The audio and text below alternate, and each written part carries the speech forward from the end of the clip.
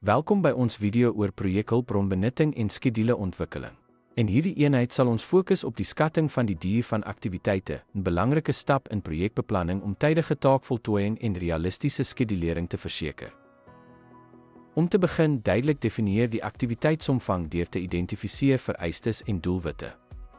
Breek die aktiwiteit op in kleiner take indien nodig, wat help met die omvang te verstaan en effektief te beplan.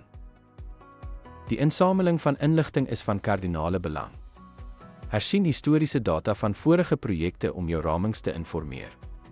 Konsultasie met spanlede of kundiges kan ook waardevolle insigte verskaf vir meer akkurate duurvoorspellings. Gebruik skattingstegnieke soos analoog skatting, wat staatmaak op soortgelyke aktiwiteite uit die verlede.